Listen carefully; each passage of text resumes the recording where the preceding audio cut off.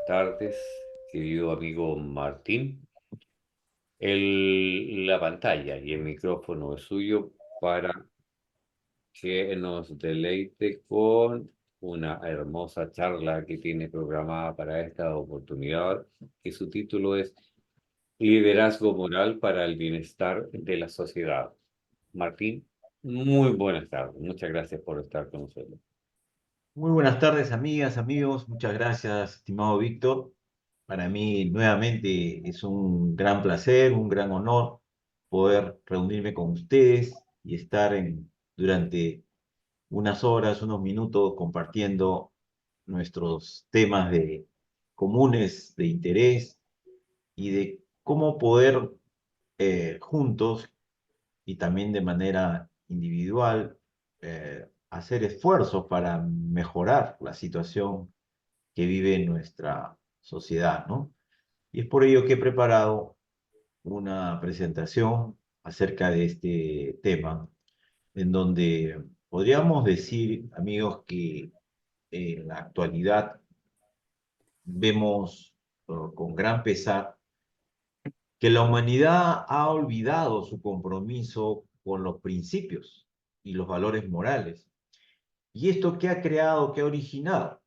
Ha desarrollado pues un proceso de desintegración en donde, diríamos pues, los nervios de la disciplina, ¿no? Gradualmente se vienen relajando. La voz de la conciencia se calla, ¿no? También se oscurece, ¿no? El sentido de la decencia, la vergüenza y los conceptos del deber, la solidaridad, la reciprocidad y la lealtad se van desviando poco a poco en diferentes partes de nuestra sociedad. Entonces, ¿esto qué nos muestra? Nos pone en evidencia una debilidad ética, ¿no? Una debilidad ética y la inminente corrupción entre los funcionarios que podríamos siempre reconocer en todos los niveles de la sociedad. Basta sintonizar los noticieros, los programas políticos de las distintas naciones y vemos una serie pues de denuncias, de problemas de moral, de malversación de fondos, etcétera, etcétera, y que la ayuda no llega, la ayuda social no llega a las personas que más lo necesitan, ¿no? Entonces, tanto las instituciones públicas como las instituciones privadas están enmarcadas dentro de este sistema de degradación moral. Podríamos decir, pues, que a nivel colectivo también, ¿no? La desunión y a nivel individual, la corrupción y la falta de una moral elevada, ¿no? Hacen, pues, en el corazón mismo, están presentes en el corazón mismo de la crisis global actual. Entonces diríamos pues que las organizaciones, por el lado positivo, que están haciendo esfuerzos por resolver los problemas complejos que afectan a todos los pueblos del mundo, han podido descubrir algo interesante, amigos. Es decir, que los medios científicos, tecnológicos y políticos no son suficientes por sí solos ante esta grave crisis. Y diríamos que en el corazón de la crisis global que hoy en día aflige, atormenta a la humanidad, pues hay una evidente crisis fundamental de valores, ¿no? Que se pueden manifestar en las distintas esferas sociales, económicas, políticas y también, diríamos, ambientales de la vida humana. Entonces, esta crisis de valores es parte, pues, de la causa subyacente que genera el vacío en el liderazgo moral, el cual se presenta en todos los niveles de la sociedad. En tal sentido, diríamos, pues, que no son ni el dinero ni la capacidad organizativa ni siquiera los conocimientos, amigos, los que faltan para mejorar el mundo, sino el liderazgo moral necesario, ¿no? Entonces empecemos a abordar un poco, a revisar algunos conceptos de qué es el liderazgo. Y podríamos decir, como vemos en pantalla, que podemos apreciar que en el reino animal hay algunas expresiones de liderazgo, ¿no? La manada de caballos, por ejemplo, que sigue a uno de ellos y que va a un ritmo, a una velocidad que el que dirige genera, pues, esa acción en todos los demás. En los cielos podemos ver la bandada de gaviotas que se van alternando en la conducción del vuelo que conduce a todo el grupo hacia un lugar. Entonces, desde el reino animal podemos ver una serie de expresiones de liderazgo. Ahora, a nivel de la humanidad, pues desde hace buen tiempo ha existido un interés por publicar investigaciones acerca del liderazgo. Diríamos, según datos de la Universidad de Harvard, pues el campo del liderazgo es uno de los de más investigación y publicación de libros tiene en los últimos 25 años.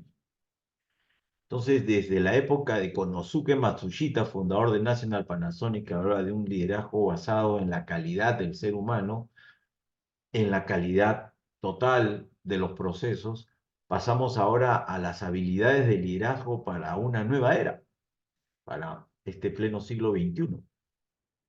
Pero también otro autor nos habla acerca del liderazgo basado en resultados, por supuesto, ¿no? Puesto que las empresas, las instituciones públicas o privadas finalmente tienen que resolver los, las exigencias que sus clientes o que la ciudadanía les pide. Entonces, un liderazgo tiene también que generar resultados, tiene que generar productividad. Pero vemos, dirigimos nuestra mirada hacia la parte superior derecha y vemos que dice un libro liderazgo con alma, ¿no? Con alma, con entrega, con pasión, con compromiso, ¿no?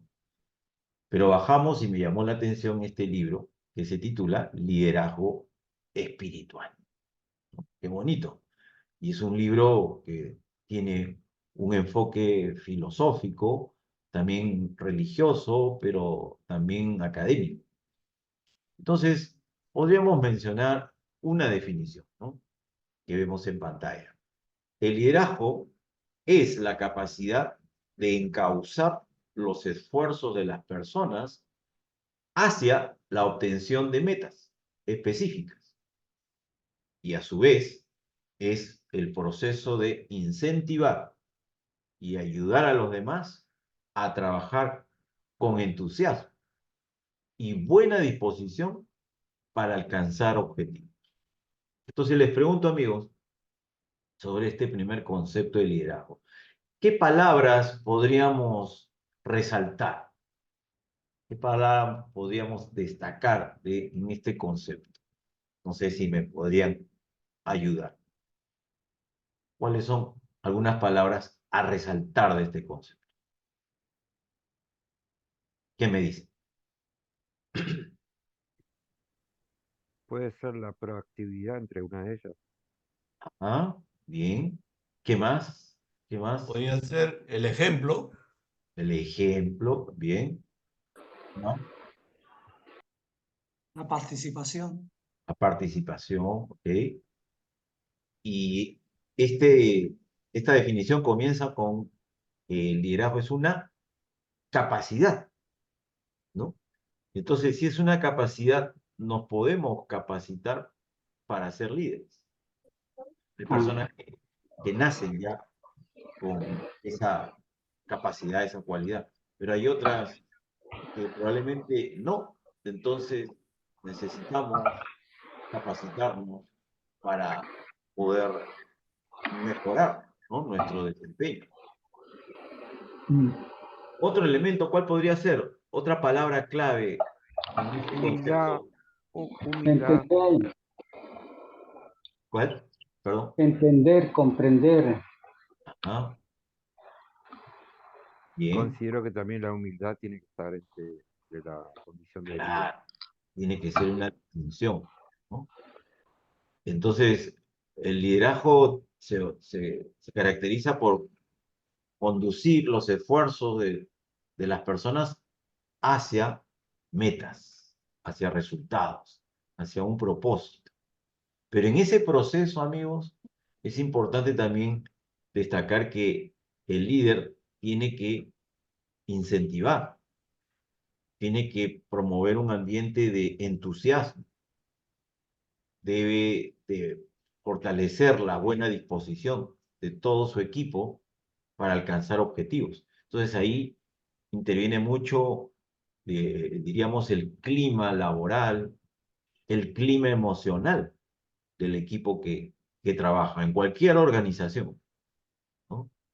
Entonces eso es importante a considerar.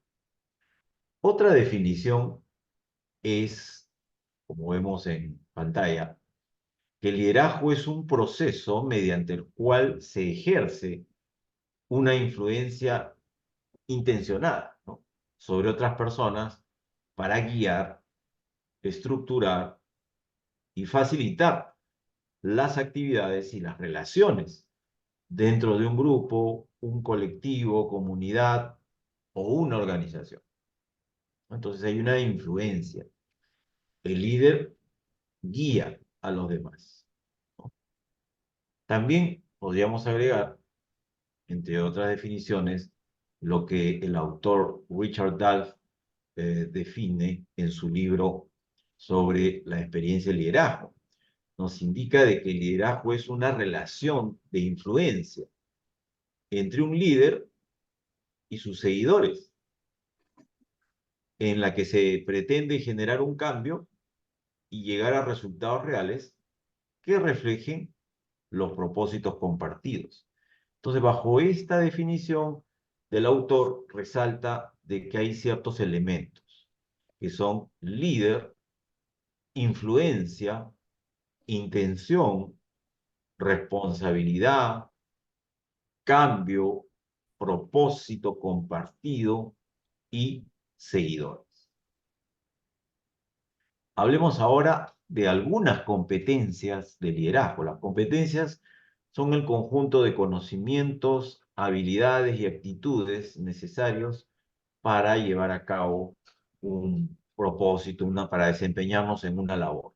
Bueno, específicamente en la función del liderazgo, algunas competencias empiezan por tener capacidad de gestión, ¿no? Los buenos líderes deben tener capacidad de gestión, es decir, saber planear, organizar, integrar, dirigir y controlar. ¿Qué cosa? Van a tener que planear, ¿no?, planificar, organizar, integrar, dirigir y controlar recursos, procesos y personas.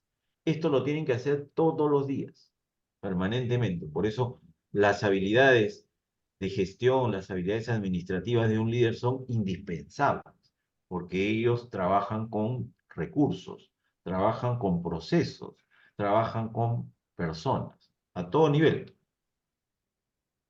Ahora, otra competencia de liderazgo tiene que ver con la inteligencia emocional. Y acá citemos al doctor psicólogo de Harvard, Daniel Goleman, un gran conocedor en este campo, que escribió acerca de que los líderes verdaderamente efectivos se dirigen o se distinguen por su alto grado de inteligencia emocional. Entonces, miren qué importante es que un líder, una persona que puede ser un gerente, director, un emprendedor que trabaja con su familia en su negocio, una persona responsable de un equipo, también tenga que darle una mirada a cómo maneja sus emociones. Entonces, es ahí donde, por ejemplo, uno de los exponentes en este campo, que por el año eh, más o menos 86, así, o 90, publicó este bestseller, La inteligencia emocional, ¿por qué es más importante que el cociente intelectual? Bueno, Daniel Goleman nos habla de que la inteligencia emocional es la capacidad del ser humano de poder saber gestionar sus emociones, de administrar bien sus emociones en sí mismo y en sus relaciones con los demás, ¿no? Y para ello hay ciertas cualidades de la inteligencia emocional que Daniel Goleman resalta, como es la conciencia de sí mismo, es decir, que debemos conocernos a nosotros mismos en cuanto a el manejo de nuestras emociones, ¿no? La automotivación, ese entusiasmo que debe generar dentro de nosotros, a pesar de las circunstancias. La empatía, ¿no? Es decir, la capacidad de poder comprender, ¿no? A los demás, tratar de entender la otra persona, su necesidad, su requerimiento, su solicitud, y las relaciones sociales, ¿no? Porque un liderazgo no podrá ser efectivo, según Goleman, si es que pues, el líder, ¿no? No se desenvuelve correctamente entre equipos, en donde tenga facilidad de comunicación, integración, cooperación y cultivar buenas relaciones eh, interpersonales. Bueno, otra de las competencias del liderazgo es la inteligencia espiritual. Entonces acá tenemos exponentes como el ingeniero David Fishman, que publicó en el año 2016 el interesante libro Inteligencia Espiritual en la Práctica, cómo aplicarla en la vida y en la empresa.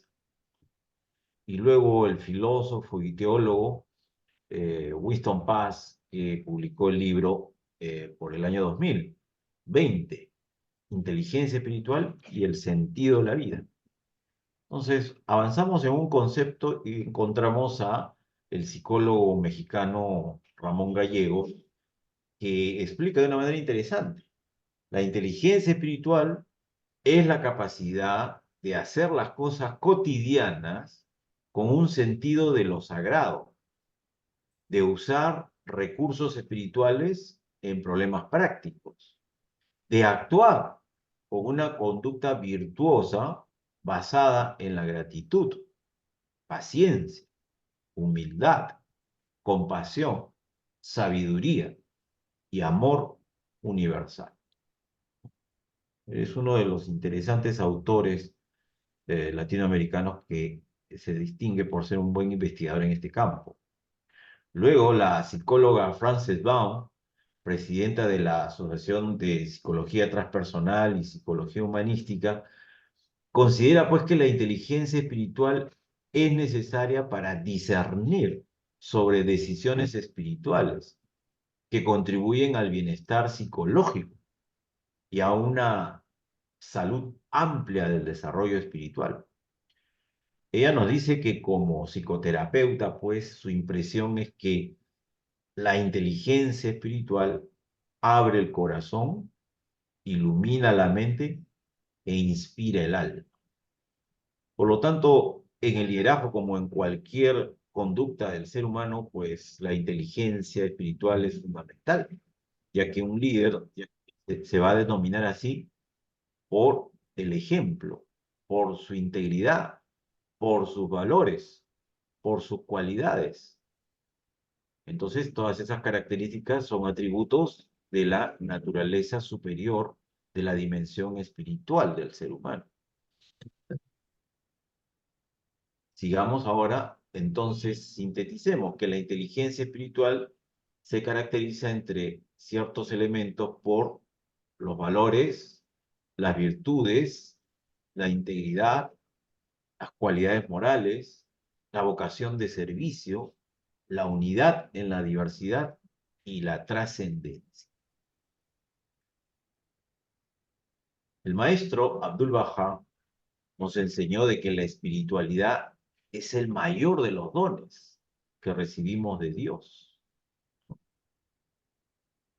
Por lo tanto, también nos habló acerca de que en el ser humano existen dos naturalezas: su naturaleza superior o espiritual y la naturaleza inferior o material. Con una se acerca a Dios, con la otra vive solo para el mundo. Por tanto, podemos decir que los signos de estas dos naturalezas se hallan presentes en cada persona. Algunas teorías adicionales ya del ámbito académico sobre el campo del liderazgo nos hablan acerca del líder carismático, que es una cualidad única. Por favor, si me ayudan con el sonido, hay un sonido, por favor, Víctor, si me ayudas en silenciar.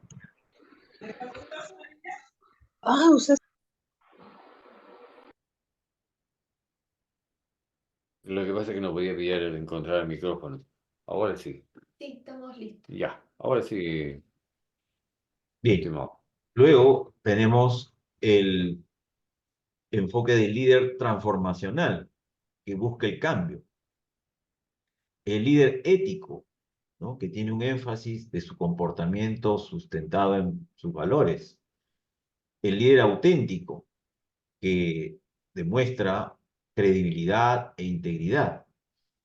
El líder servicial, el que se distingue por su actitud de servicio hacia los demás. Y el líder espiritual, ¿no? Que tiene un enfoque de un sentido de la vida orientada hacia la trascendencia. Bueno, entonces vamos viendo que las investigaciones académicas apuntan a la parte humana del líder, ¿no? A la importancia del desarrollo humano del líder y de esa dimensión noble que todos tenemos. Por lo tanto, ahora aboquémonos a la propuesta de liderazgo moral. Liderazgo moral, ustedes saben que nace en la Universidad NUR, universidad fundada por Bahá'ís, es una universidad inspirada en principios Bahá'ís y en donde nuestros recordados amigos, bueno, Juanita Hernández, que siempre visita muchas comunidades con sus interesantes charlas, mi recordado y querido amigo Eloy Anel, que fue consejero continental, tuve la oportunidad de trabajar en el servicio de la fe en algunos aspectos con él, y luego acompañarlo a instituciones académicas aquí en Perú para dar una serie de charlas sobre lo que es el liderazgo moral. Bueno, ellos y su equipo de investigadores pues hicieron una propuesta muy interesante que se tradujo en un libro que es Liderazgo Moral, ¿no? Entonces, podríamos hablar también acerca de los líderes espirituales de la humanidad, que han sido el primer ejemplo, ¿no? De vida y modelo a seguir. Diríamos que la espiritualidad como dimensión del ser elevado de una persona se caracteriza pues porque la vida y las acciones están guiadas por el desarrollo de sus virtudes, sus atributos nobles, sus cualidades de amor, justicia, veracidad, honradez, servicio, sensibilidad, ayuda al prójimo, mejora continua, entre otros más, siguiendo las enseñanzas de los grandes educadores y líderes espirituales que Dios envió a la humanidad, ¿no? Desde los tiempos de Krishna, Abraham, Moisés, Zoroastro, Buda, Jesucristo, Mahoma, el Bab y Baha'u'lláh para esta época. Entonces, citando, ¿no?, una enseñanza de la bendita belleza Baha'u'lláh, nos dice que la revelación enviada por Dios ha sido con toda seguridad repetida y la mano extendida de nuestro poder ha amparado a todos los que están en los cielos y a todos los que están en la tierra. Bien, entonces el maestro Abdul Bahá también nos habla de que la más apremiante de las tareas es hoy día la purificación del carácter, la reforma de los modales y el mejoramiento de la conducta. Entonces vemos, amigas, amigos, una serie de virtudes que debemos de cultivar y fortalecer, ¿no? tales como el entusiasmo, el respeto, la alegría, la justicia, amor, lealtad, firmeza, generosidad, bondad, gratitud, creatividad, paciencia, servicio, desprendimiento, humildad, cortesía, compasión, unidad, honradez, veracidad, tolerancia, entre otros más.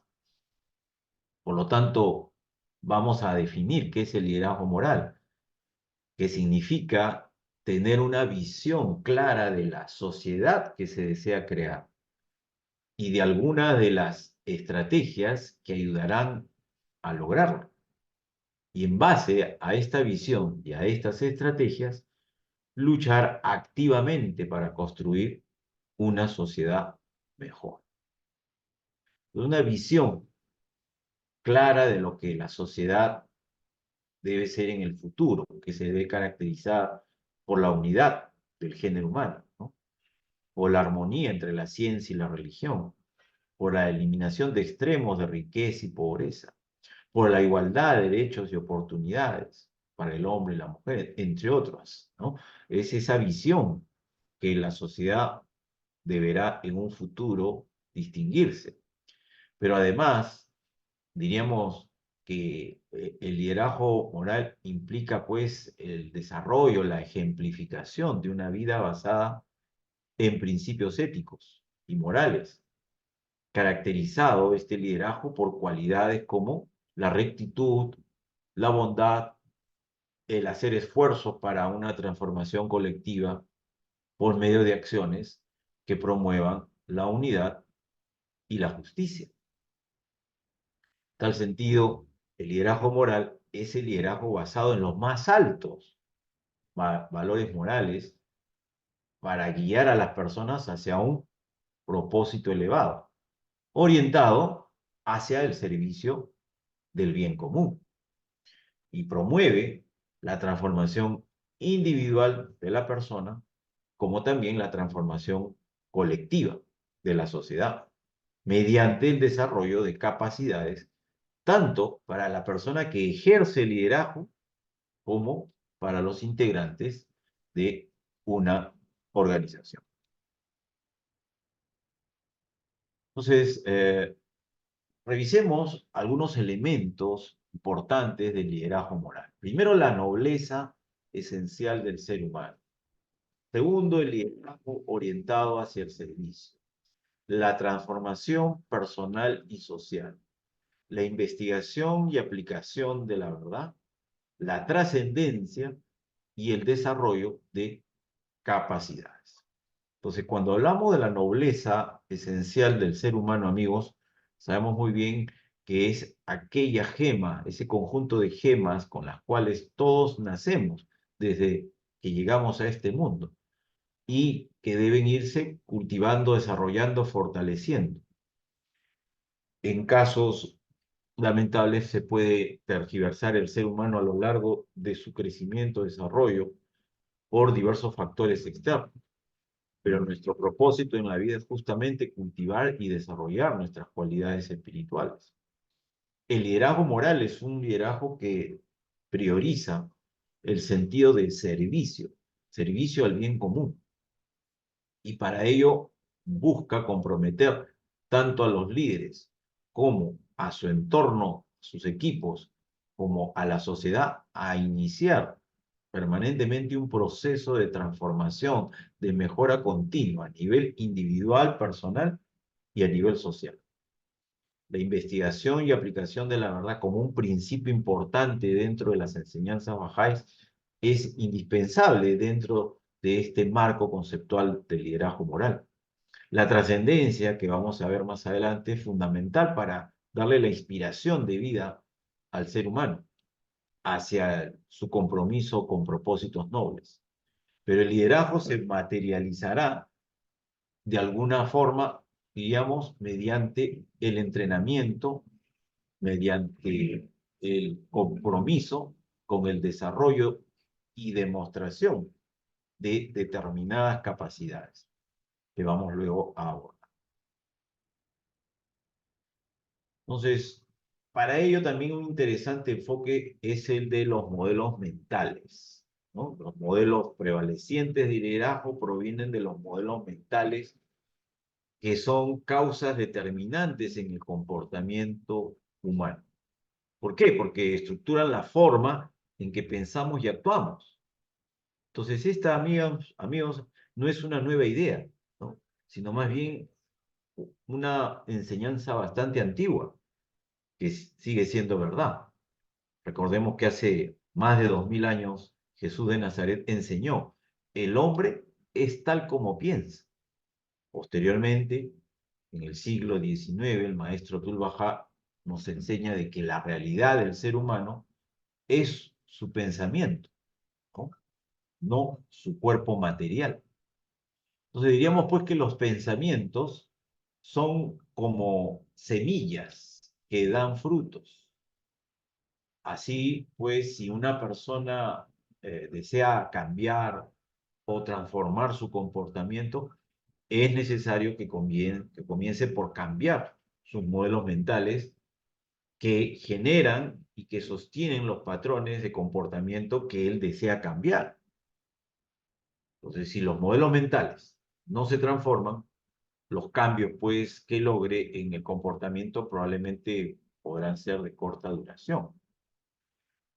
Ahora bien, durante un seminario realizado en Estrasburgo, basado en el tema del liderazgo, conceptos y desafíos, este evento se realizó ya hace varias décadas, en el año 95.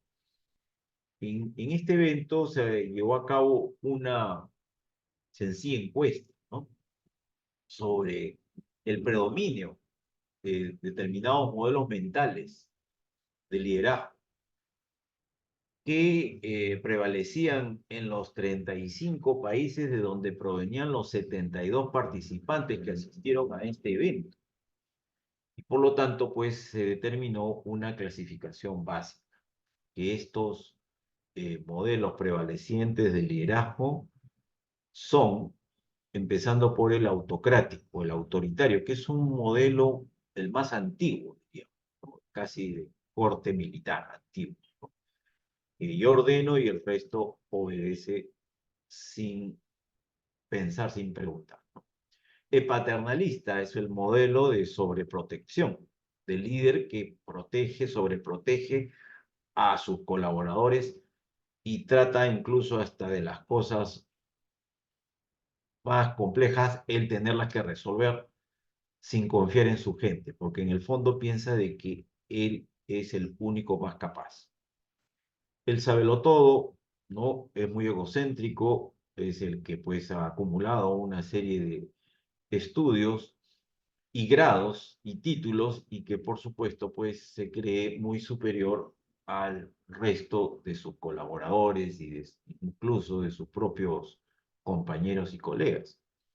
El manipulador es aquel líder que utiliza su poder para el bien personal, para su beneficio.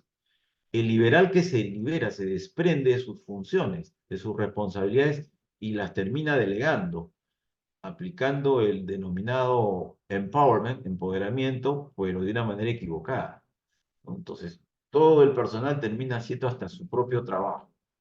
Pierde control, pierde manejo, pierde conocimiento del campo, de la función. Y el democrático, que es un estilo, diríamos, bastante positivo, participativo, pero no es suficiente. Por la década del 2010 aproximadamente se realizó un estudio publicado en la Harvard Business Review de la Universidad de Harvard, en donde se plantean otros modelos complementarios de estilos de liderazgo, como el coercitivo, ¿no? Haz lo que yo te digo, no pienses. El orientativo, yo te oriento, yo te guío, ven conmigo, te explico. El afiliativo, ¿no? Es aquel líder que en la organización defiende mucho los derechos de sus trabajadores, en donde las personas son primero, su derecho, bienestar, beneficios, y está muy bien, ¿no? El participativo, que dice qué piensas, qué opinas, hace que su equipo participe en la toma de decisiones. El imitativo, no, haz como yo, imítame a mí. Y el estilo coach, un poco de entrenamiento, es el que te desafía, ¿no? Es el líder que te dice, inténtalo, ¿no? A pesar de que sientes que no puedes realizar, te anima, te ayuda a romper tus barreras mentales para poder avanzar.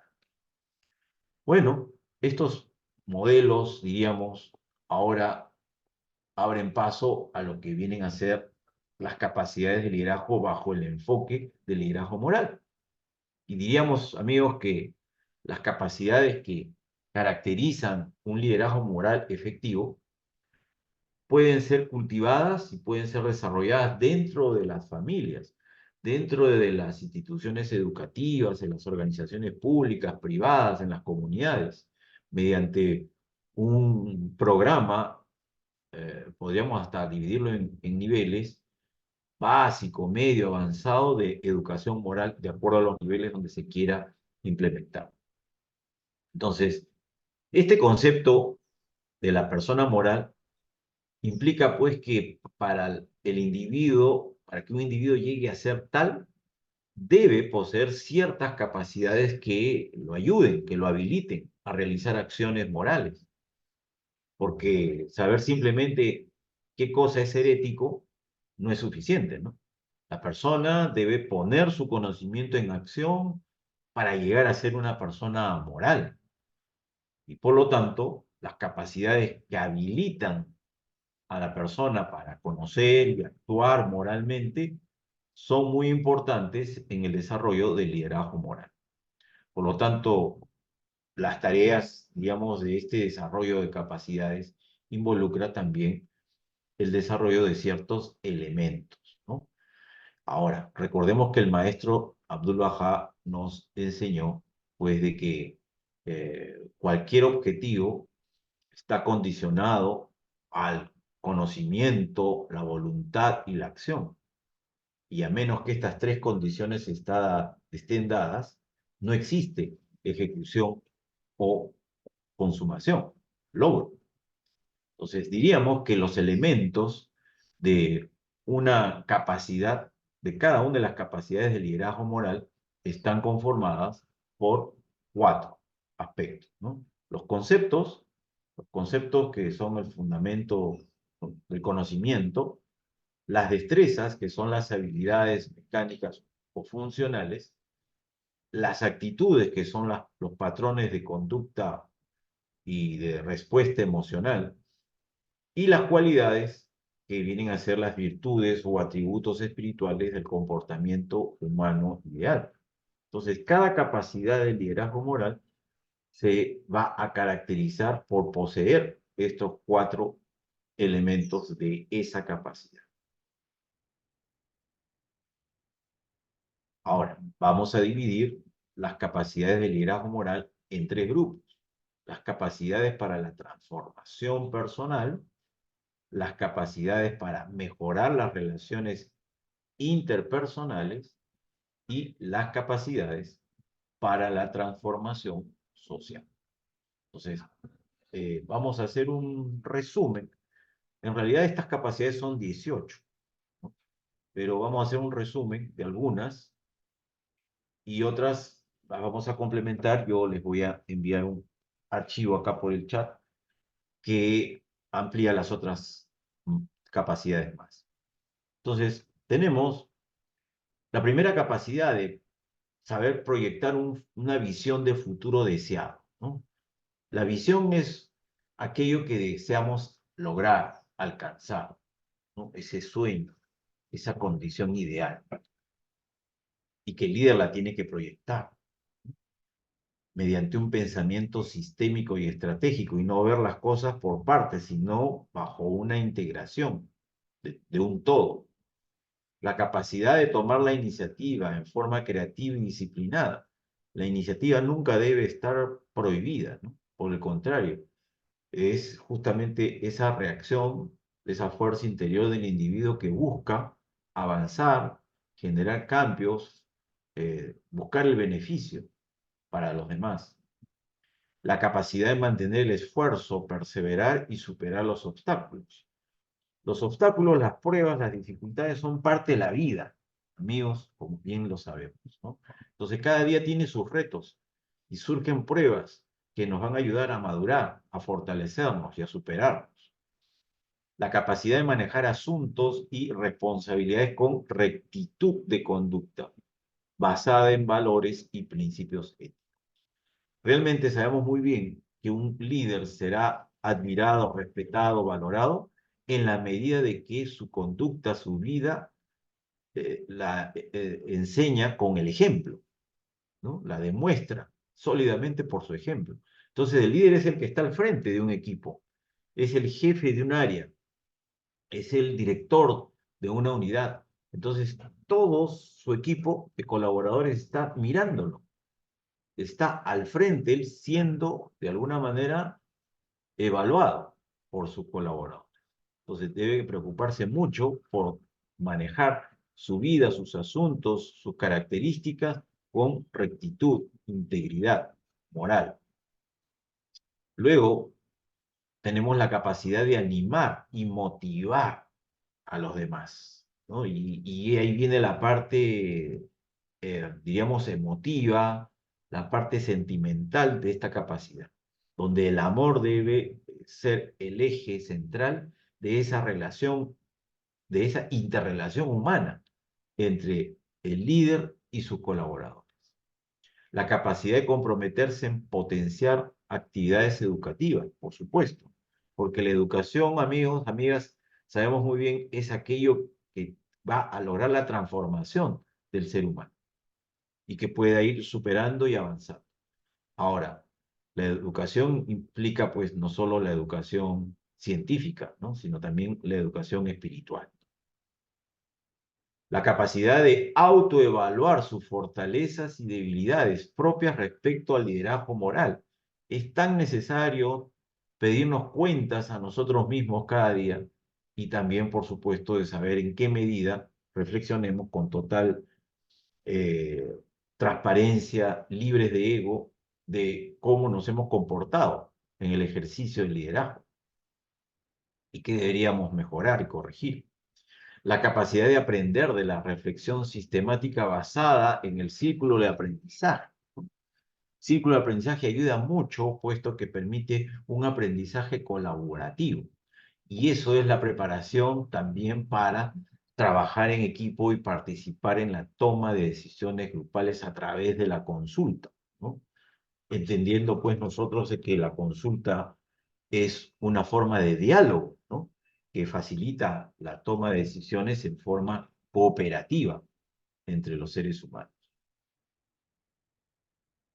Bien, entonces, sobre estas capacidades, lo que podríamos hacer es una autoevaluación personal, ¿no? Preguntándonos, ¿qué capacidades de liderazgo moral tenemos? De las mencionadas, ¿cuáles tenemos y cuáles son aquellas que nos faltan? ¿Y cómo podríamos desarrollar esas capacidades que necesitamos trabajar todavía, ¿no? Entonces, tengamos en cuenta que eso es un reto a seguir diariamente. Y para ello, tengamos también la pregunta de cómo aplicar el liderazgo moral en la sociedad. Entonces, podríamos enfatizar, y acá deseo mencionar una enseñanza del doctor Edward Deming, profesor de la Universidad de Columbia de Control Estadístico de la Calidad, quien hace muchos años, él como precursor de la calidad total, decía pues que no es posible la transformación organizacional si primero no logramos la transformación personal, ¿no? Entonces no se puede construir una organización de oro con individuos de plomo.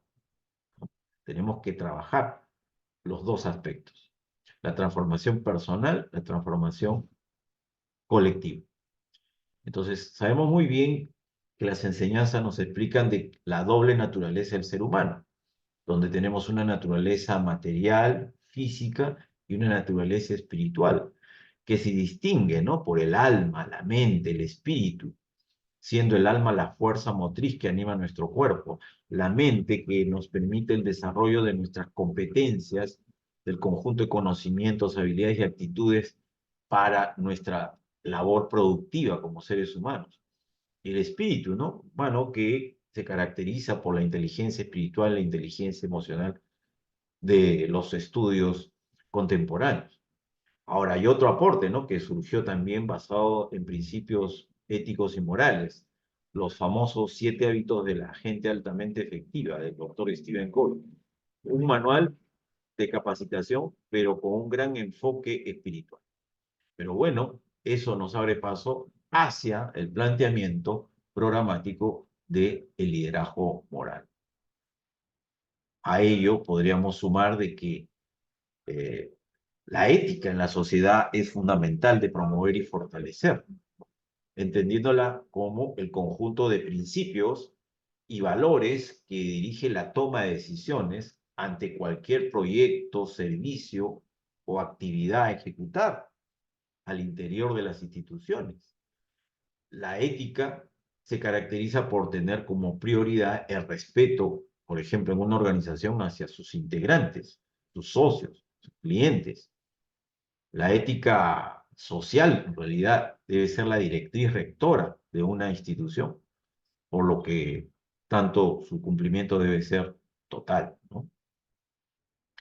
Y si deseamos ver, amigos, cómo una institución crece, cómo sus bases se centran en el respeto, la honestidad, el desarrollo, debemos comprobar sus valores y cualidades morales, personales y también organizacionales, así como el nivel de compromiso de los líderes y de todos los integrantes de esa institución.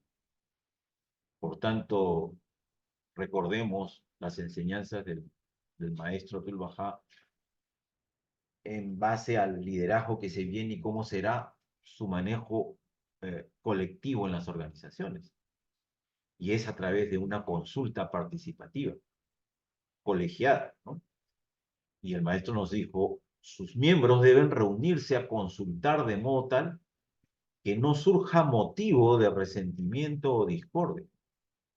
Esto puede lograrse cuando cada miembro expresa con absoluta libertad su propia opinión y expone su argumento. Si alguien se le opusiere, no deberá de ninguna manera sentirse ofendido, pues no puede revelarse el camino recto antes de que los asuntos hayan sido plenamente discutidos. También, continuando con esta enseñanza, la brillante chispa de la verdad surge solo después del choque de diferentes opiniones. Si después de la discusión se logra una decisión por unanimidad, enhorabuena. Mas si el Señor no lo quiera, surgieran diferencias de opinión, deberá prevalecer la mayoría de los votos. Abdul Baha. Entonces, amigos, teniendo en cuenta ello, podríamos también agregar de que en vez de ejercer un liderazgo solamente para el beneficio propio, a cada persona se le debe motivar a servir al bien común, a desarrollar una autodisciplina moral en su propia vida, ¿no? A participar en un proceso continuo de aprendizaje, de distinguirnos por una actitud de servicio hacia otros, a hacer esfuerzos comprometidos para lograr la transformación de la sociedad y preocuparnos por la búsqueda continua de la verdad. Es así que, a manera de resumen, podríamos decir que el marco propuesto del liderazgo moral plantea, ¿no?, que existe un doble propósito para la vida humana, que da dirección y que nos da significado a nuestra existencia. Y este doble propósito es que el ser humano debe estar comprometido en procesos continuos de transformación individual y transformación colectiva. Y cuando este doble propósito, ¿no?, y este doble proceso que se complementan sea reconocido y aceptado por la persona, por el individuo, como su propósito existencial personal, es ahí donde se va a proporcionar la orientación básica para una vida moral más activa. Entonces, el primer aspecto, ¿no?, de este doble propósito está relacionado al proceso de la transformación individual. Y el objetivo de este proceso de transformación personal es de poder justamente transformar las potencialidades latentes del ser humano en una realidad viviente, ¿no?, en la cual los aspectos físicos, intelectuales y espirituales del ser humano puedan alcanzar su más alta, ¿no?, y su más noble expresión.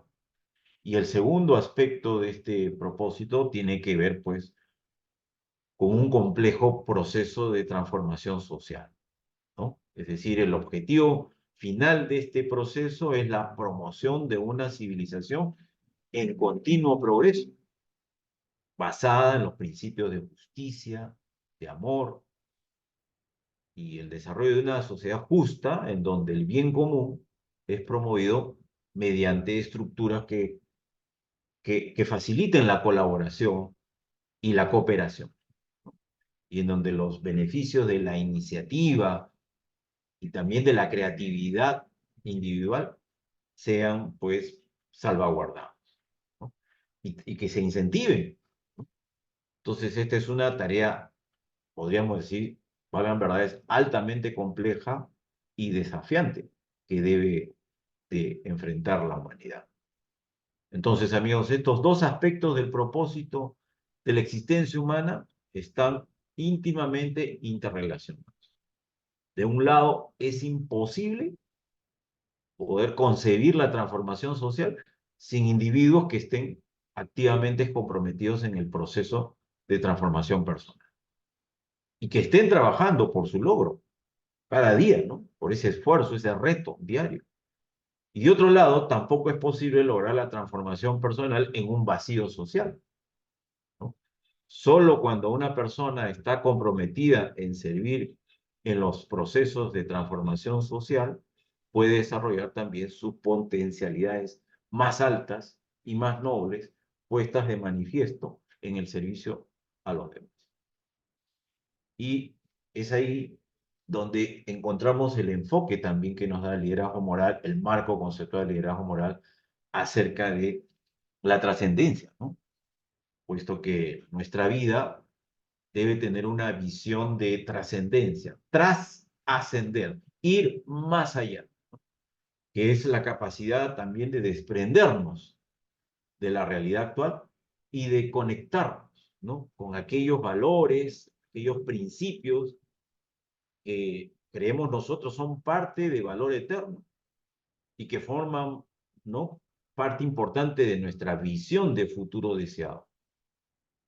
Y de esta manera es posible renovar nuestro compromiso y volver a enfrentar situaciones problemáticas, pero con una perspectiva más amplia, ¿no?, un vigor renovado, una fuerza moral que nos permite seguir adelante con nuestro trabajo, con nuestro servicio a la humanidad.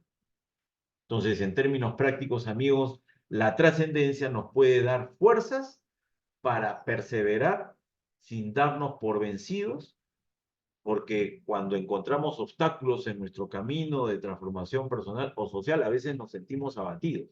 Pero esta mirada, este enfoque de trascendencia nos da la fuerza.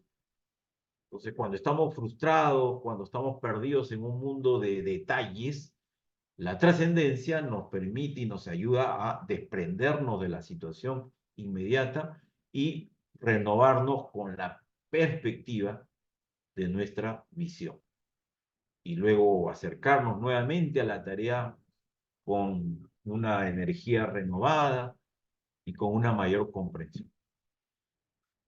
Entonces, deseo ir finalizando esta presentación con algunas de las importantes e impactantes enseñanzas, en este caso del maestro, que nos dijo: es seguro que la espiritualidad derrotará al materialismo, que lo celestial subyugará a lo humano y que mediante la educación divina las masas de la humanidad en general darán grandes pasos en todos los grados de la vida.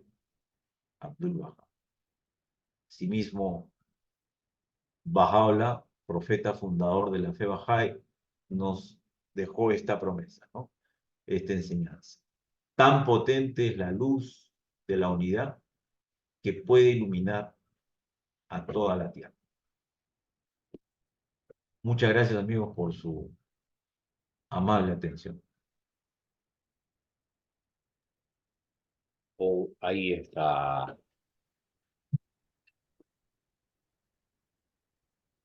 Gracias, querido amigo. Muchísimas gracias. Gracias a ustedes, muy amables. Gracias. Dedito para arriba, de Dimas, Concha, ay, Kamal también, un gran aplauso. No veo más allá. Entonces, ahora, ¿quién nos queda? Manuel también está aplaudiendo. Sí, y también Carlitos Vera. Entonces, ahora viene el diálogo. Ok, o preguntas en este caso. Comenzamos. ¿Quién toma la palabra por primera vez? Mi aplauso. Excelente, Martín, excelente. Gracias. Eso tienen que los líderes del mundo, políticos, las personas, individuos, la familia, tienen que pasar ese curso. El mundo va a ser un paraíso. Gracias, amigo Kamal. Qué amable. Yo lo que estaba viendo de que cuando lo estaba escuchando el amigo Martín, iba reflexionando, decía, cómo uno va viendo al maestro, al ejemplo perfecto que tenemos los bahá'í. Cómo él es la figura a la cual deberíamos mirar, porque más allá no podremos alcanzarlo, no podemos alcanzar a la bendita belleza, pero sí podemos mirar los reflejos del maestro. Y aquí uno ve lo que expuso el amigo Martín, es realmente cómo se va entrelazando la enseñanza espiritual con nuestro oficio o con nuestra profesión, cómo podemos unirla. Yo veía eso en usted, que usted estaba, lo que sentía, de que veía lo que es su oficio, su especialidad, lo enlazaba con la fe Bahá'í. Y uno dice, todas las cosas de cada uno que tenga un distinto oficio puede hacer ese ejercicio. Puede entrelazar su conocimiento personal con el conocimiento divino. Lo puede entrelazar, puede hacer una figura de la misma manera que hacen los templos de la fe Bahá'í. Cómo mira el arquitecto qué artefacto, digamos, tiene en la zona, lo mezcla y forma una figura maravillosa de ese lugar. Entonces, no hay ninguna cosa en que el hombre no lo pueda realizar hasta donde él está permitido. Porque, como, ¿qué crea la espiritualidad? La espiritualidad en el libro 3 dice muy bien, la espiritualidad crea intención y sentimiento espiritual y engendra una subtilidad y una inteligencia superior. Entonces, cuando la espiritual, lo que genera en nosotros, nuestra alma, en nuestra mente, en nuestra intelectualidad, en nuestra psique. Usted dijo una lámina muy bien, no recuerdo cuál era el número de la lámina, pero cómo la espiritualidad todavía nosotros estamos conscientes de lo que genera en nuestra capacidad intelectual. Hasta ahí voy a llegar y le agradezco su maravillosa ilustración que nos dio sobre el liderazgo. Gracias, Gracias. gracias, Carlitos. Muy amable. Querido Aquí, Manuel, perdón, Víctor, aquí, amigos, por el chat les he enviado un archivo, un pequeño archivo que es un breve resumen de lo que es el liderazgo moral, sus fundamentos y las 18 capacidades del liderazgo moral. No las he tratado las 18 por cuestión de tiempo también, pero acá las pueden ustedes revisar en este archivo que les acabo de enviar. Adelante, Víctor. gracias, querido Martín. Eh, Aquí vamos a bajar en el chat ¿cómo se llama? Lo vamos a descargar y después el amigo que lo facilite se lo enviamos al WhatsApp. ¿Qué tal? ¿Verdad? Excelente, muy bien, gracias. Entonces, ahora sí, amigo Manuel. Muy buenas. Gracias, Martín, por esta verdadera exposición, esta maravillosa. La verdad, he cogido 3 páginas de anotaciones, es decir, no me está dando tiempo a asimilar todo lo que todo lo que has dado. Tengo aquí unas 3 páginas y estoy yendo para un lado, para otro, para preguntarte algo, ¿no? Pero Bueno, me gustó mucho ese cuadro que expusiste de un tal Deming, donde establece cómo es el ser humano y después pone a su derecha o izquierda pone la naturaleza material, donde pone la salud física y después la naturaleza espiritual. ¿Te das cuenta de ese cuadro de Deming? sí, sí, sí, Lo que pasa que me gustaría que hablases ahí de este tipo de psicólogos que están hablando sobre esta naturaleza espiritual. ¿Cómo Ujú. consideras que ellos ven al espíritu? Porque realmente después hay sus pequeñas diferencias, el entendimiento de cómo nosotros eh, pensamos sobre lo que es el espíritu, referente a lo que nos dice Bahá'u'lláh, Abdu'l-Bahá, etcétera, o las manifestaciones de Dios, y lo que ellos piensan. Porque aquí yo veo que habla del alma y mente y el espíritu y les da distintas competencias y meten inteligencia. Entonces, me gustaría si podías hablar un poquito más de qué es lo que consideran ellos, cuál es esa naturaleza espiritual. ¿Es la misma o qué otras capacidades tienen? Después, Claro, claro, eh, aquí gracias. hablabas, solo un segundo, Sí, tengo 2 o 3 cosas aquí subrayadas y después ya desarrolla si quieres. no, Me gustó mucho y me va a ayudar mucho a un tema que estoy desarrollando, esto que me has puesto, que has dicho sobre Abdul Bahá, sobre el conocimiento, la voluntad y la acción. Lo veo súper importante. Considero que cuando tienes el conocimiento de algo, como puede ser una enseñanza espiritual, es ya tu voluntad el que va a poner en esa acción. Creo que más o menos está así. Después me ha gustado mucho esto de la inteligencia espiritual, que no me quedé con la persona de este libro que la ha desarrollado, pero me gustó su definición, que decía que es la capacidad de hacer las cosas cotidianas con un sentido sagrado. Me ha así es. encantado. A mí me ha recordado a cuando el BAP establecía, cuando se le pregunta sobre la Grenade, sobre si la música o la no música estaba de acuerdo con el Espíritu de Dios y con el Corán, entonces él establecía cuáles son las normas que establecen si una cosa está permitida o no está permitida, ¿no? Entonces el BAP dice que la única norma es que venga de Dios, ¿no? Y él establecía lo que era el lejla de por Dios y que todas las cosas las deberíamos hacer por Dios. Y cuando las hacemos por Dios, pues entonces está como bendecido por Dios mismo, ¿no? Entonces, esa frase que ahí pusiste, pues me recordó a lo que dice el BAP. Bueno, aunque tengo alguna cosita más por aquí, pero bueno, muchas gracias. Me has despertado muchas cosas. Qué bueno. Muchísimas gracias Gracias, Manuel, muy amable a por tu ti. comentario. Efectivamente, amigos, vemos que hoy día se abre paso a una nueva mentalidad, ¿no? Es decir, por parte de los científicos también. que antes ponían muchos obstáculos, ¿no? Y se resistían.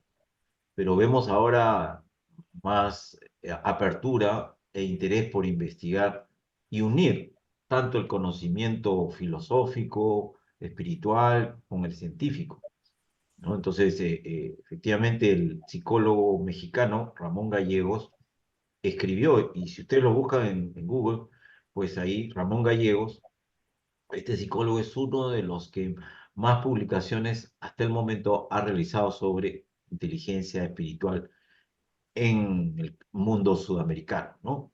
Entonces, él menciona efectivamente que la inteligencia espiritual es esa capacidad de hacer las cosas con un sentido de lo sagrado, el de usar recursos espirituales en los problemas prácticos, ¿no? En actuar con una conducta virtuosa, basada en la gratitud, humildad, paciencia, etcétera, ¿no? Entonces, caramba, más que psicólogo ya parece un filósofo, ¿no?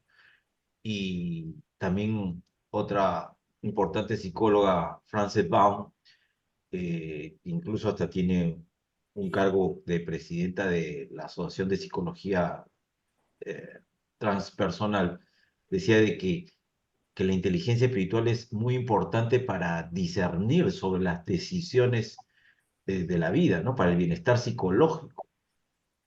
También que la inteligencia espiritual abre el corazón, ¿no? Ilumina la mente, inspira el alma, entonces reconoce la existencia del alma en la vida del ser humano. Y así podemos destacar a muchos otros expositores, el profesor de, creo, la Universidad de Barcelona, Francesc Torralba, ¿no? Francesc Torralba, un filósofo y teólogo, ¿no?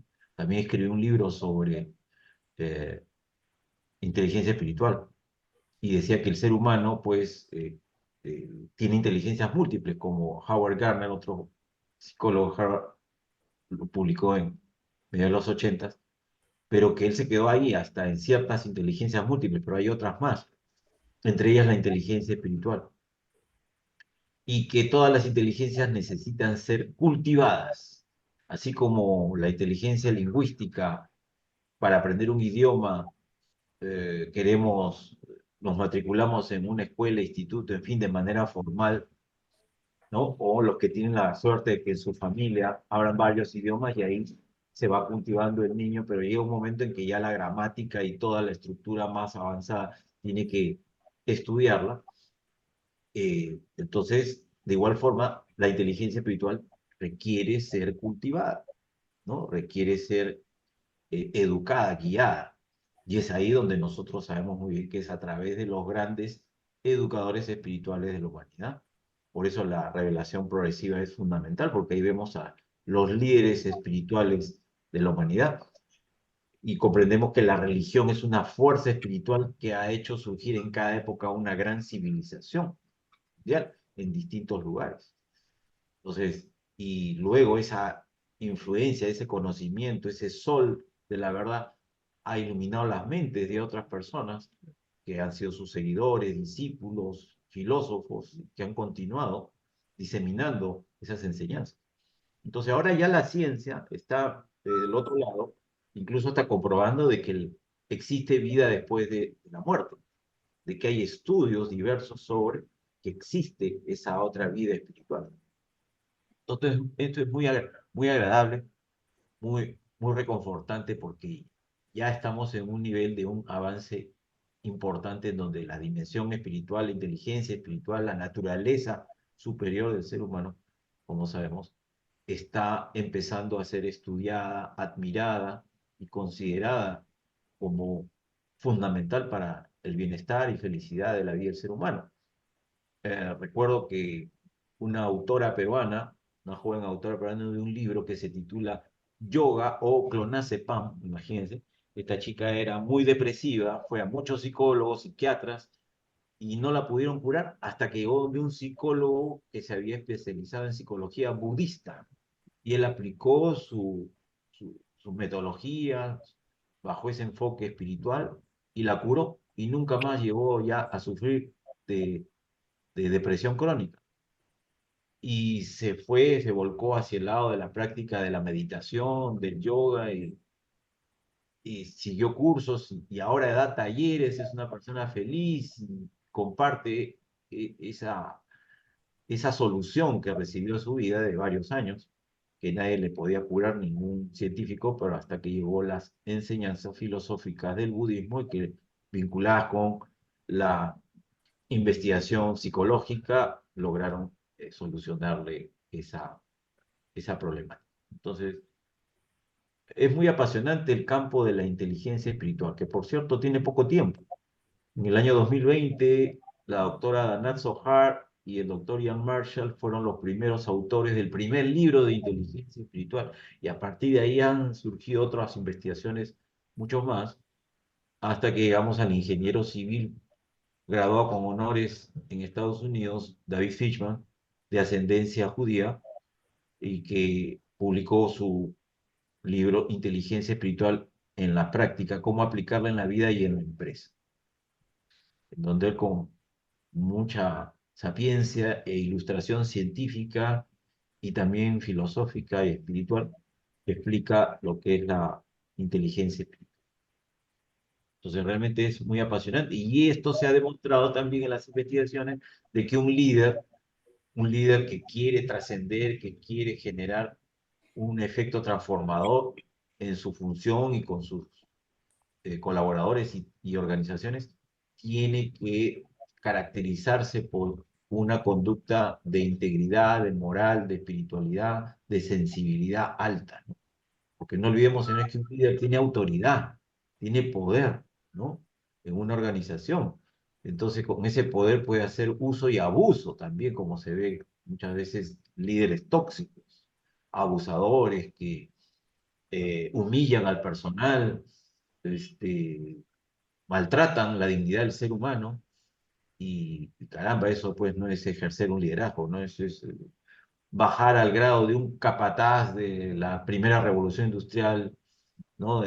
Y que no podemos eso permitir en estos tiempos modernos, ¿no? Pero todavía hay esos jefes, ¿no?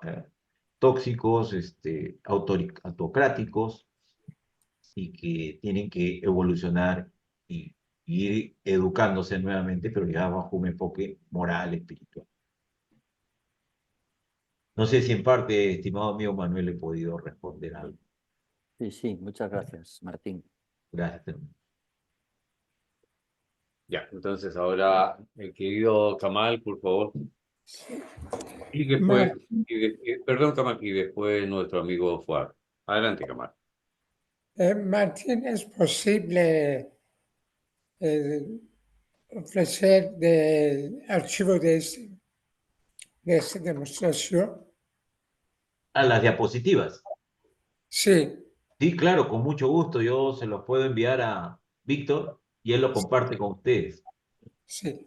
Y otra cosa es, cuando yo pasé su curso hace 30 años atrás con Eloy, pero todo esto está basado en enseñanza Bahá'í.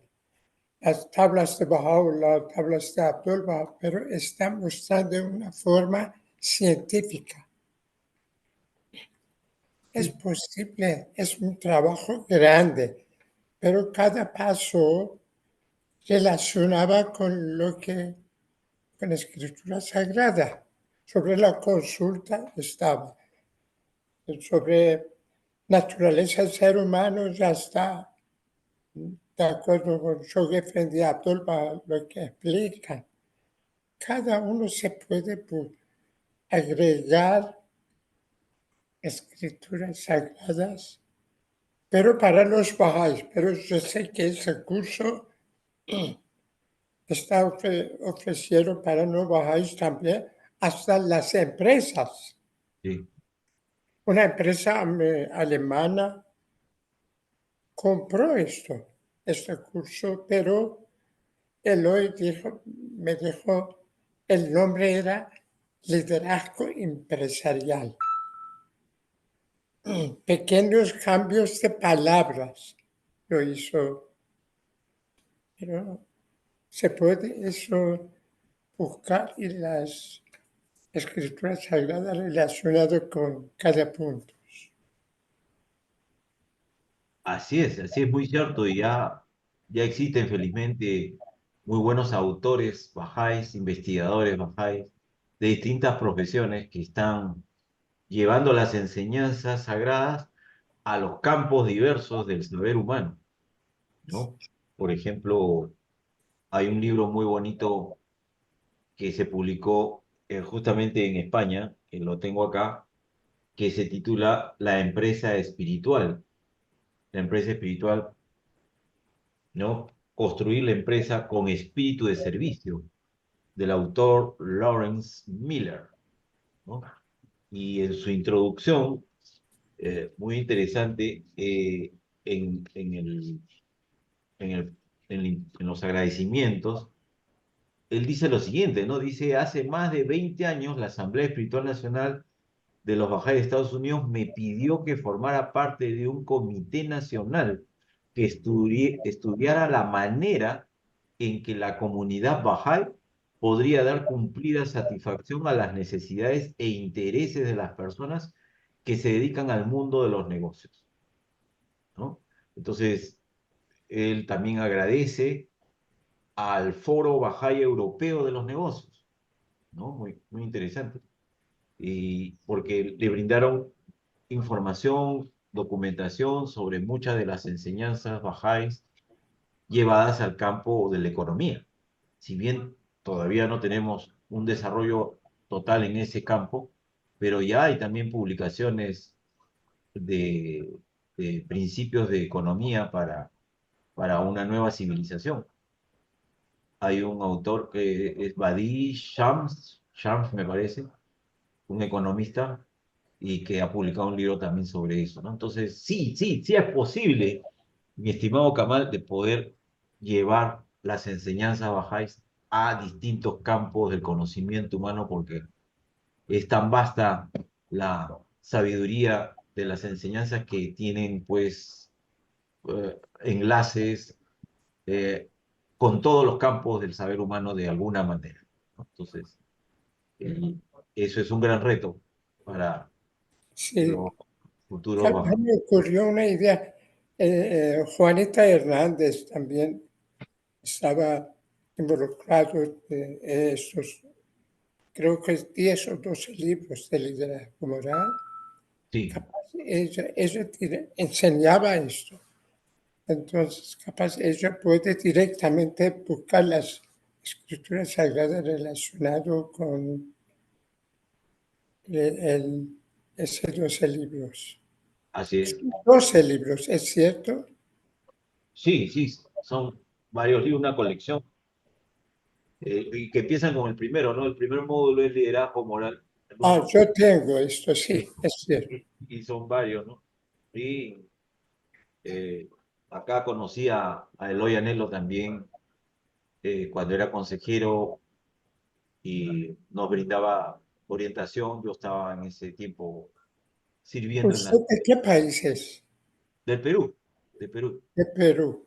Y Eloy era nuestro consejero continental, que Sí. comprendía varios países.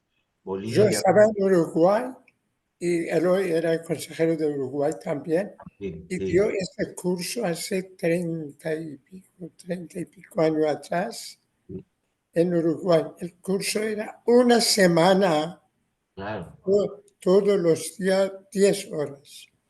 sí, intensivo. Sí, intensivo era, es cierto. Muy bien, man. Muchísimas gracias. Gracias, Telmo. Entonces, ahora, querido Juan, que se fue a negro, no creo que se haya congelado. Juan, no. Juan no. Ni por nombre ni por apellido, parece que no. Bueno, Ah, yo tomo el puesto de Juan. ya, vale. Adelante. Es cierto lo que usted estaba hablando, el amigo ahí de que dice Kamal y el amigo Martín. uno cuando se hizo Bahá'í, yo creo que todos, que cuando pasamos al mundo de la religión a la cual nosotros profesamos antes de ser Bahá'í, creíamos en la fe. Todas nos hablaban de la fe y del amor, pero cuando uno se hizo Bahá'í, empezamos a hablar de los conceptos más allá del amor, lo cual es bueno, la fe es buena, pero cuando uno empieza a hablar, a leer al maestro, cómo el maestro los insta a investigar el mundo intelectual, el mundo científico, el mundo de la ciencia.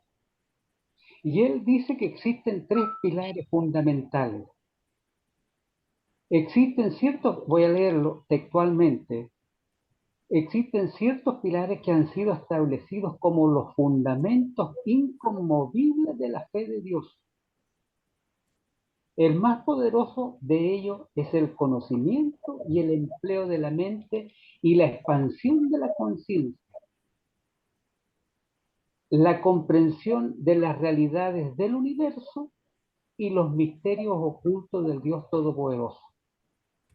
¿Cómo los nombra esos 3 puntos de la espiritualidad, del universo y de la que tenemos cada uno de nosotros, la mente, la conciencia? Y volviendo a lo que está, por eso él decía de que la oración, ¿qué genera la oración en cada uno de nosotros? Él dice que crea una conciencia, subdivinidad superior cuando oramos. ¿Qué genera la mente? Todavía uno ha leído, pero no sé si don Martín ha leído o puede saber un poco más de qué genera la oración en nuestra capacidad, en nuestras facultades. Si él lo dice que genera algo, genera una conciencia superior, uno como Bahá'í no puede colocarlo en duda. Debe de aceptarlo, pero seguramente todavía no lo comprendemos en su magnitud. Gracias.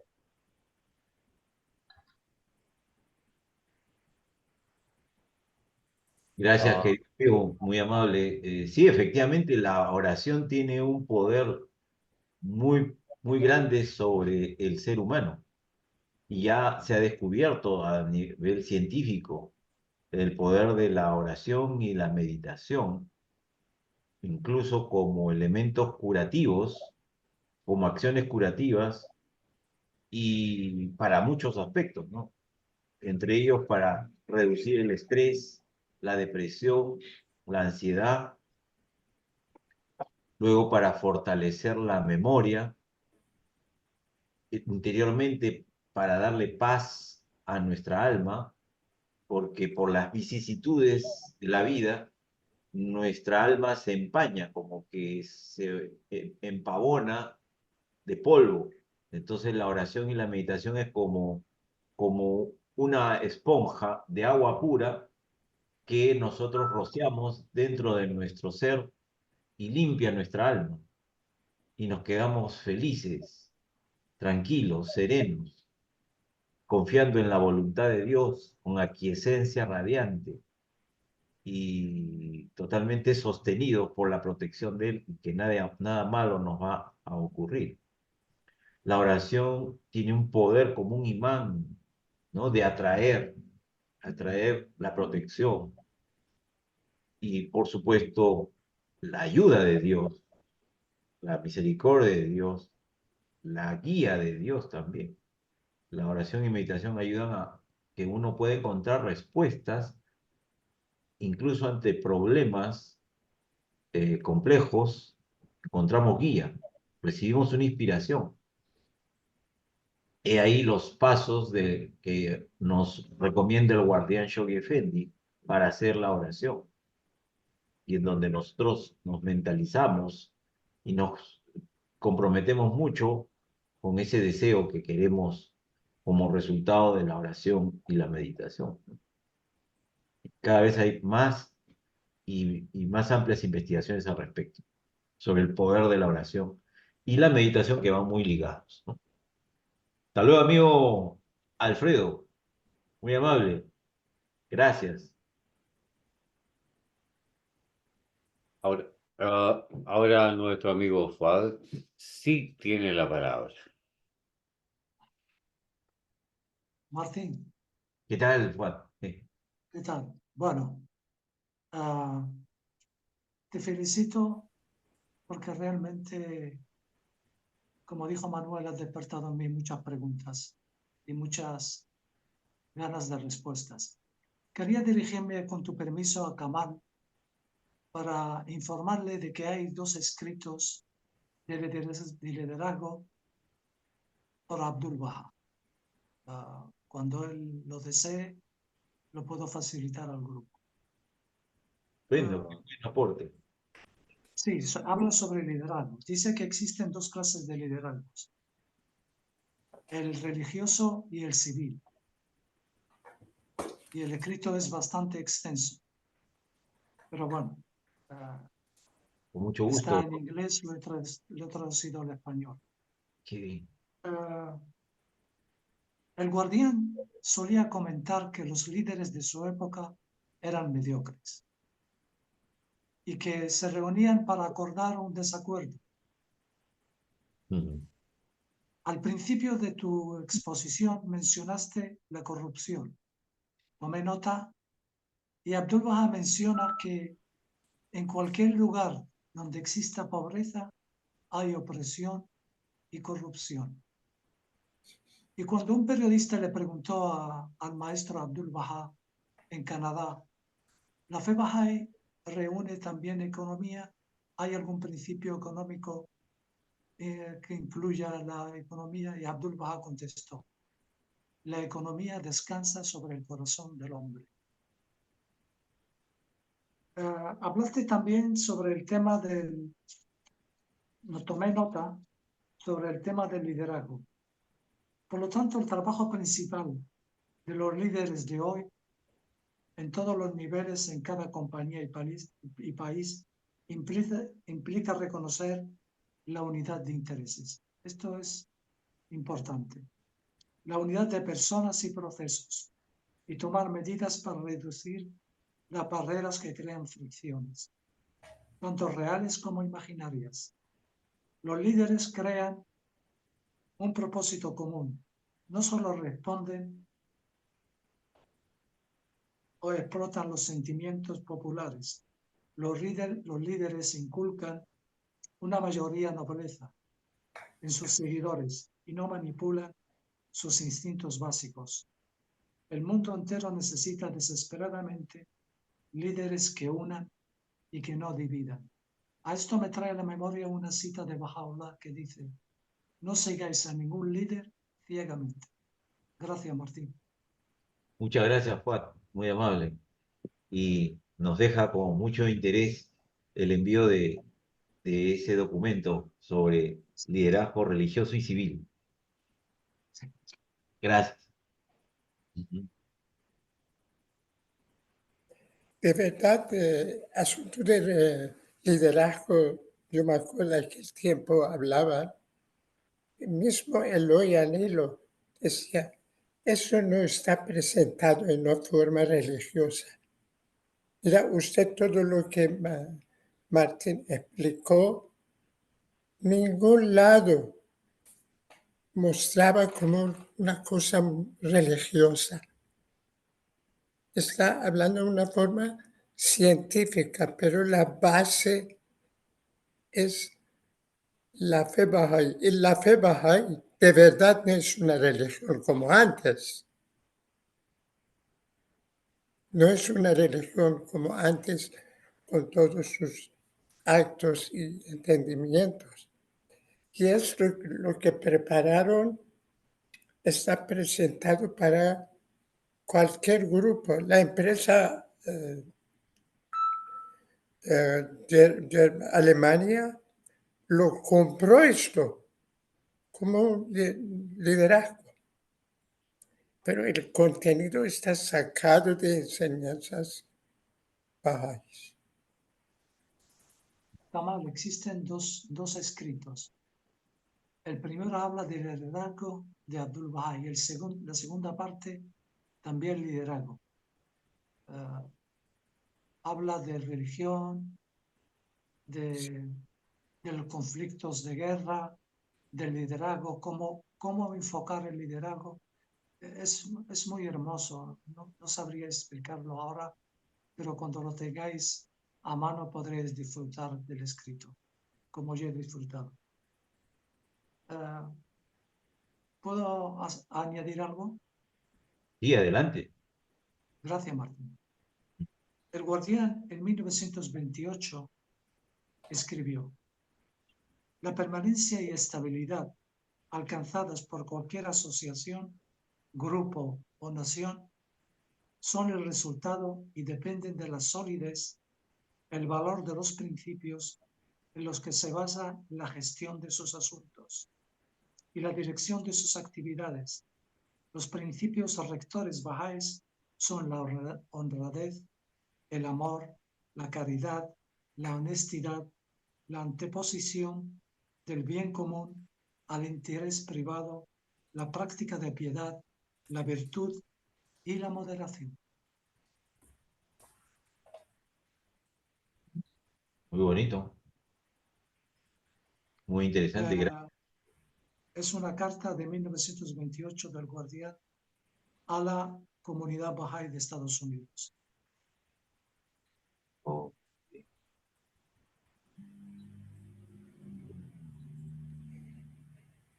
Adelante, Víctor.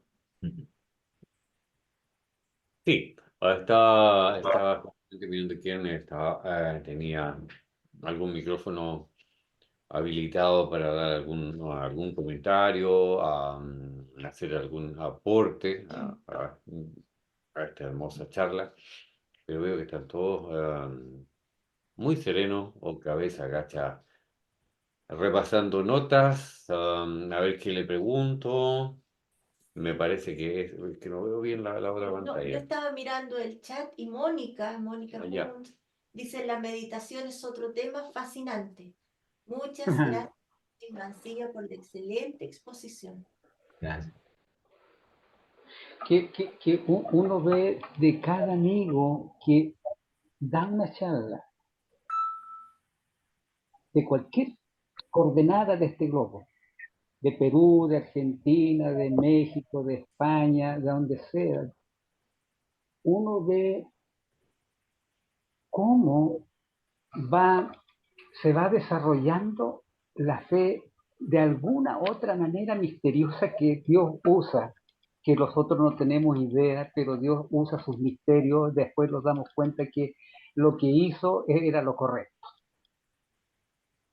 Y uno ve de que cómo cada amigo que expone de acuerdo a su oficio, lo enlaza de una manera magistral la enseñanza. Y cómo eso también le ayuda a él a exponer, a difundir la fe. Porque el Bahá'í, su deber más grande es difundir la causa de él, en cualquier forma. No hay una fórmula específica. Cada uno busca la manera de entregar el mensaje. Y uno verá cómo lo va a hacer y bien por él o bien por ella. Pero es maravilloso cómo se va dando esto, cómo nosotros estamos viendo ahora lo que está exponiendo don Martín ahora en este momento, cómo se puede aplicar a las empresas y otros amigos que dan otros temas de educación, se puede aplicar a la educación. Y así es infinito, digamos, las variedades que existen. Y cuando uno pasa esos valles de entendimiento, puede ir uniendo la fe con el oficio con que tiene cada uno de los otros. Y con la asistencia del Todopoderoso podemos hacer una linda conexión entre nuestro oficio y la espiritualidad de la fe Bahá'í.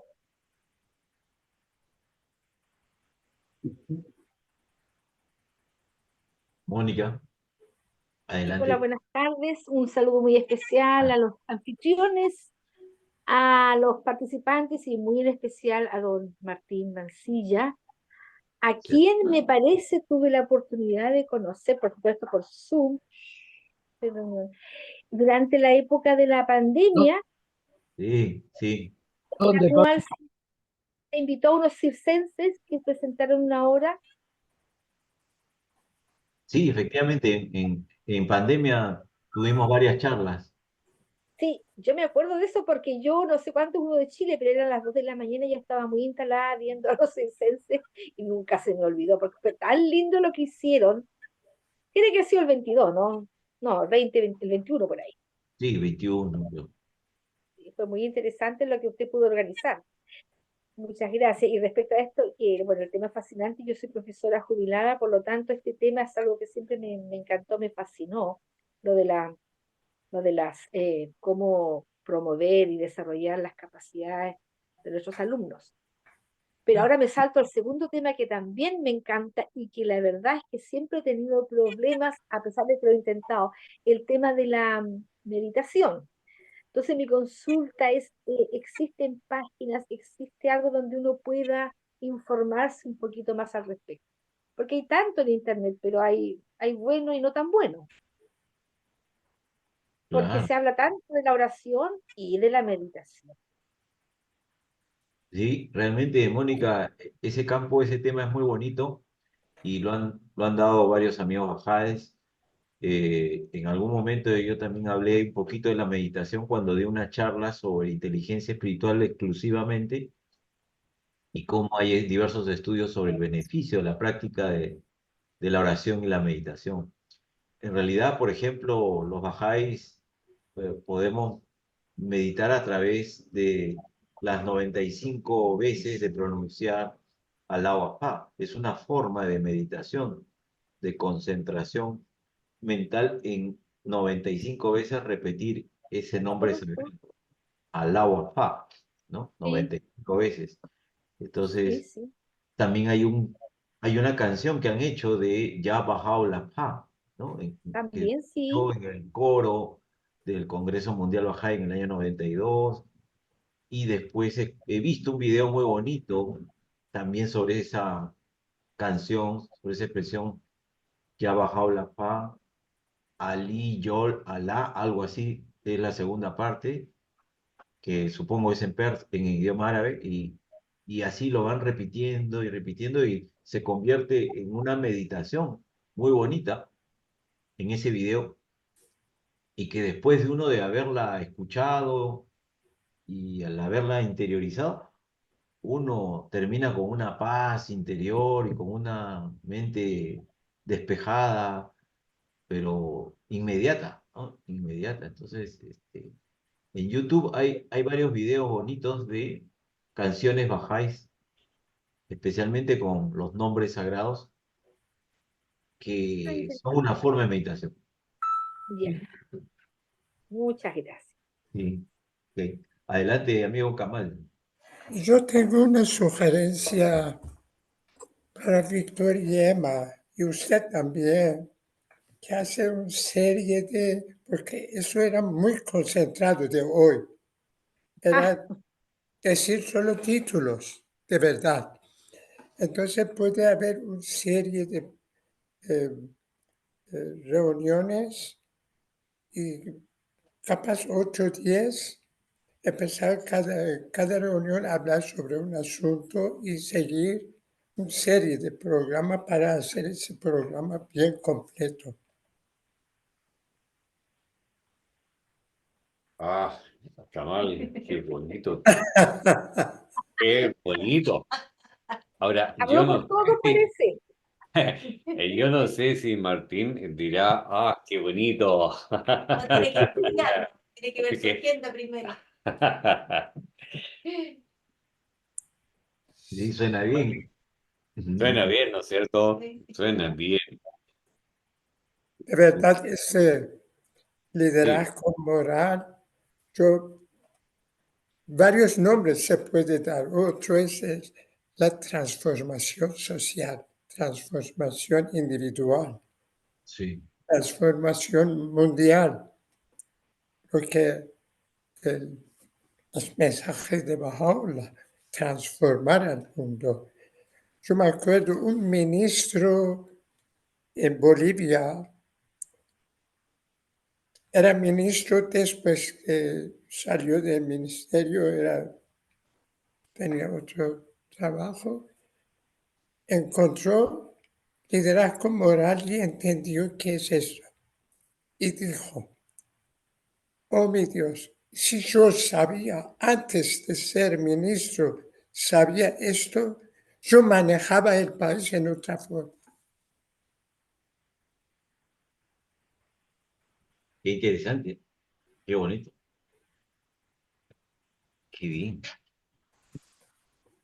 Más impactante.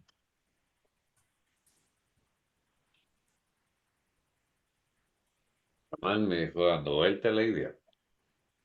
Mm. Mi estimado Martín, el mes de junio lo tenemos copado, pero el mes de julio, está todo el mes libre.